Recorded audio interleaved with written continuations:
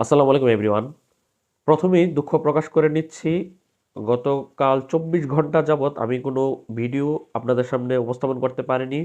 মূলত আমার যে প্রাণের বিদ্যাপীঠ, আমার উচ্চ বিদ্যালয়ের শতবর্ষ উদযাপন উপলক্ষে সেখানে সারাদিন প্রোগ্রামে ছিলাম, যার কারণে আমার কাছে কোনো অপশন ছিল না প্রোগ্রাম বাদ দিয়ে আমি বিপিএল নিয়ে ভিডিও করার, যার কারণে আমি গতকাল সারাদিন কোনো ভিডিও দিতে পারিনি।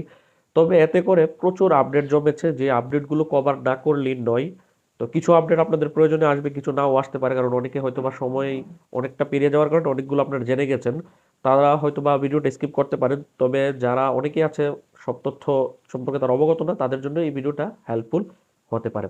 আজকের ভিডিওতে কথা বলবো, আজকের ভিডিও বলতেই প্রথম ভিডিওতে কথা বলবো সিলেট টাইটান্স দলকে নিয়ে।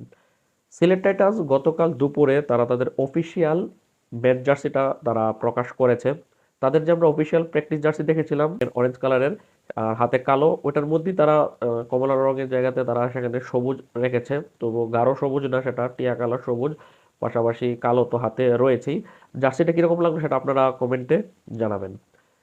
আমরা আগে থেকে জানতাম যে সিলেট টাইটান্সের অধিনায়ক হিসেবে মেহেদী হাসান মিরাজই দায়িত্ব পেতে যাচ্ছে। এখানে এই দলের মধ্যে কোনো অপশন নেই, বা অপশন থাকলেও তারা সেই অপশনের দিকে যাবে না।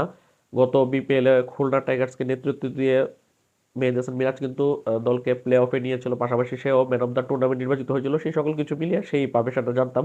তবে গতকাল সন্ধ্যা 6টায় তারা অফিসিয়ালি সিলেট টাইটান্স পেজ থেকে তারা মেহেদী হাসান মিরাজকে অফিসিয়াল অধিনায়কের বিষয়টি তারা নিশ্চিত করেছে। তার পরপরই মেহেদী হাসান মিরাজকে অধিনায়ক হিসেবে ঘোষণা করার পরপরই বাংলাদেশে পা রেখেছে সিলেট টাইটান্সের চতুর্থ বিদেশি ক্রিকেটার, পাকিস্তানি 23 বছর বয়সী ডানহাতি opener batsman plus allrounder Saim Ayub. Saim আইয়ুবকে নিয়ে একটা সংখ্যা ছিল যে সে কেন আসছে না, হয়তো বা কি আসবে না, নাকি এনওসি পাচ্ছে না, বিষয়টা এরকম না। সাইম আইয়ুব অন্য কিছু ব্যক্তিগত ব্যস্ততার কারণে তার আসতে কিছুটা সময় লেগেছে। সাইম আইয়ুব এর আগে 2023 বিপিএলে সে রংপুর রাইডার্স এবং 2024 বিপিএলে সে দুর্দান্ত ঢাকার হয়ে খেলেছে, অনেকেরই মনে থাকার কথা না। 7 ম্যাচ খেলে 105 রান করেছে, 15 ওভারে এবং 57 স্ট্রাইক রেটে, খুব বাজে অবস্থা তার সেখানে। তবে এবছর তার পাকিস্তান জাতীয় দলের হয়ে টি-টোয়েন্টিতে দারুণ পারফরমেন্স করেছে। 29 ম্যাচ খেলে একটাতে নট আউট থেকে 581 রান করেছে, 20 ওভারে 129 স্ট্রাইক রেটে 4টা 50 থেকে সে পেয়েছে। পাশাপাশি বল হাতে 25 ইনিংস বল করে 21টা উইকেট শিকার করেছে মাত্র 6.76 মিনিটে। ওপেনিং এর ব্যাটিং এর পাশাপাশি একজন ব্যাটিং অলরাউন্ডার হিসেবে, বা তাকে প্রপার অলরাউন্ডার হিসেবে ইউজ করানো যাবে সিলেট টাইটান্সের দলে। তারপরই গতকাল রাতে বাংলাদেশে পা রেখেছে সিলেট টাইটান্সের পঞ্চম বিদেশি ক্রিকেটার, আফগান 27 বছর বয়সী বাঁহাতি ওপেনার ব্যাটসম্যান হজরতুল্লাহ জাজাই। হজরতুল্লাহ জাজাই যে সিলেট টাইটান্সের হয়ে খেলবে সেটা আগে আপনাদের জানিয়েছিলাম, তারা তাদের অফিসিয়াল ফেসবুক থেকে সেটা পেজ থেকে সেটা পোস্ট করেছিল।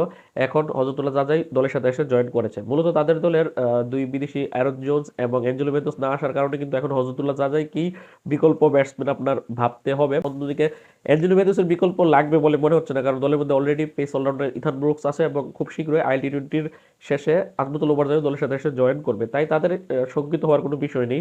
এখন হজরতুল্লাহ জাজাই, সাইম আইয়ুব দুই ওপেনার হয়েছে। এর আগে পাকিস্তানি দুই পেসার সালমান ইরশাদ এবং মোহাম্মদ আমিরও দলের সাথে জয়েন করেছে, এবং পেস অলরাউন্ডার ইথান ব্রুকস ইংল্যান্ডের এই তরুণ অলরাউন্ডার দলের সাথে জয়েন করেছে। এই হচ্ছে তাদের 5জন বিদেশি এখন পর্যন্ত চূড়ান্ত।